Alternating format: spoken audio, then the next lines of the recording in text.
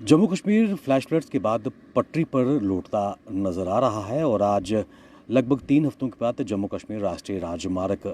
भी heavy vehicles के लिए खोल दिया गया है और मौसम की मार के बाद जम्मू कश्मीर उभरता हुआ नज़र आ रहा है।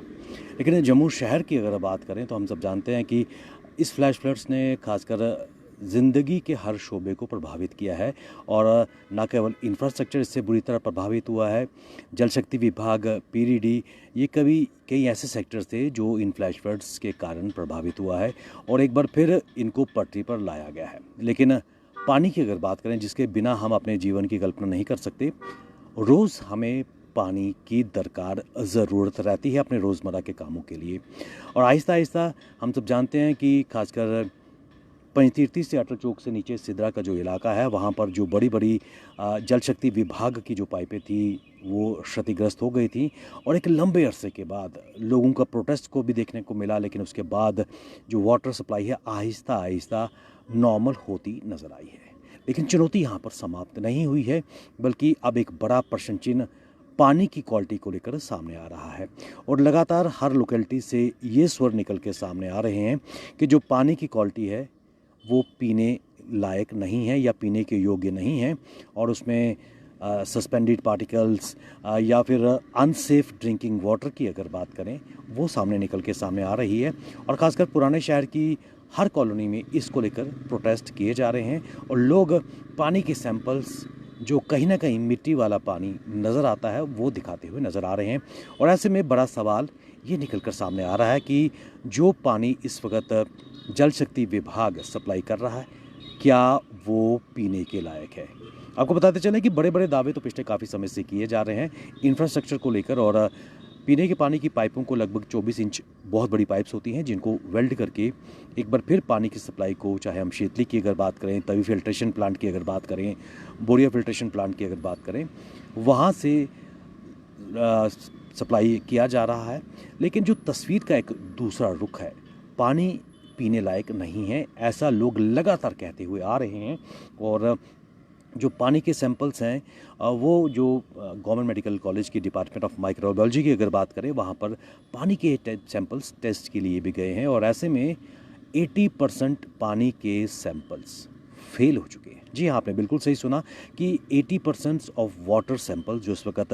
पीएचई या फिर जल शक्ति विभाग की पाइपों से सप्लाई किया जा रहा है, वो पीने योग्य नहीं है। और अगर गवर्नमेंट मेडिकल कॉलेज की अगर बात करें या फिर जो पेरीफेरी में, चाहे हम सरवाल हॉस्पिटल की बात करें, गांधीनगर अस्पताल की बात करें, या लोग प्राइवेट भी जा रहे हैं अस्पतालों में, क्योंकि वाटर बॉर्न डिजीज़ यानी कि पानी जो अनसेफ है, जब वो लोग उसको पी रहे हैं तो डायरिया, पेचिश, इस तरह की बड़ी बीमारियां सामने आ रही हैं और यहाँ तक नौबत है कि लोगों को अस्पताल में एडमिशन करना पड़ रहा है और ड्रिप तक लगाने की नौबत भी आई। ये सब इसलिए हो रहा है कि पानी की अगर पाइपों की अगर बात करें, उनमें पहले ही जब डैमेज हुई थी, मिट्टी काफ़ी थी और जब लगातार लोगों की डिमांड थी कि पानी की सप्लाई को सुचारू ढंग से चलाया जा सके, तो शायद उस वक्त इन पाइपों को साफ़ करने का समय नहीं मिला था, क्योंकि लोगों का प्रोटेस्ट इतना ज़्यादा बढ़ गया था, इतना गुस्सा था कि आपने देखा होगा कि जम्मू वेस्ट के विधायक अरविंद गुप्ता ने खुद अम्फले चौक में लोगों के साथ सिट ऑन प्रोटेस्ट पर बैठे थे और लगातार वो इस चीज़ को फॉलो कर रहे थे कि वाटर सप्लाई सुचारू ढंग से की जा सके। और यही कारण है कि जल्दी में शायद जो पानी है उसको साफ़ नहीं किया गया। और दूसरी बड़ी चीज़, जो तवी फिल्ट्रेशन प्लांट की अगर बात करें, जो तस्वीरें हमने आपको ग्राउंड से तब भी दिखाई थी कि जो बड़े बड़े वाटर के रिजर्वायर्स हैं जहाँ पर पानी को लिफ्ट करके लाया जाता है, क्या वो सुचारू ढंग से साफ़ हो पाए थे?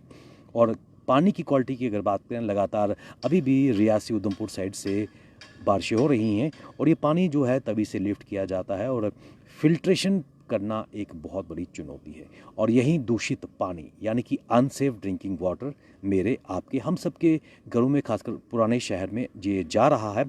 और यही कारण है कि अनसेफ ड्रिंकिंग वाटर पीने के लिए लोग मजबूर हैं। पानी की क्वालिटी इस वक्त बेहद ही ख़राब है। सरकार की तरफ से ये कहा जा रहा है कि आप अपने लेवल पर कुछ प्रिकॉशंस ले लें, या तो पानी को उबालें या फिर उसमें क्लोरीन की टेबलेट्स डालें, ताकि जो उसके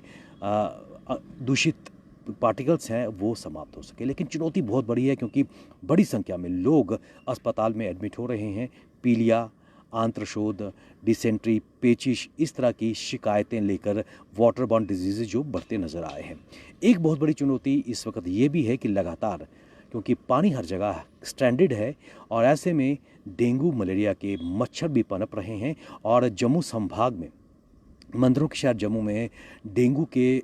जो केसेस हैं उनमें भी इजाफा हो रही है। अभी हमने हाल ही में जो स्टेट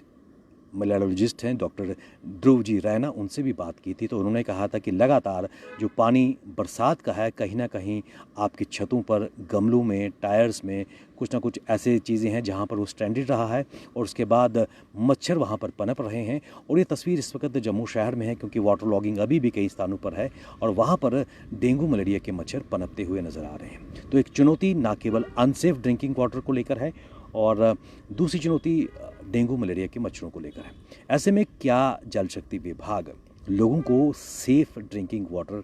मुहैया करवा पाएगा, क्योंकि ये मैंडेट डिपार्टमेंट के पास है। लोग तो वही पानी पीने पर मजबूर होंगे जो विभाग उनको सप्लाई कर पाएगा। और ऐसे में एक बड़ा सवाल, क्या लोगों की सेहत के साथ खिलवाड़ होता नज़र आया है? क्या जल शक्ति विभाग, बेशक चुनौतियाँ उनके सामने बहुत हैं, लेकिन फिर भी क्या शुरुआत वो अपने घर से कर सकते हैं? अपने फिल्ट्रेशन प्लांट्स को साफ़ सुथरा बना के सही तरीके से लोगों को साफ़ पीने का पानी मुहैया करवा सकते हैं ताकि लोगों की जान के साथ खिलवाड़ ना हो पाए और लोग साफ पानी हासिल कर पाएँ। बने रहिए अपने साथ और ख़ासकर कमेंट बॉक्स में ज़रूर लिखिए कि आपकी लोकेलिटी में क्या सेफ़ ड्रिंकिंग वाटर आ रहा है या पीने योग्य पानी आ रहा है या फिर दूषित पानी आ रहा है। निश्चित तौर पर कमेंट बॉक्स में लिखिए और ताज़ा अपडेट के लिए हमारे साथ बने रहिए।